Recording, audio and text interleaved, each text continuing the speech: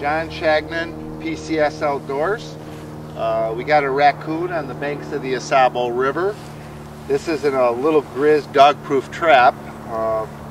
We set it about 2 days ago and there was no tracks in the mud, but as we all know, raccoons like to travel the waterways. Anyways, dog-proof trap, and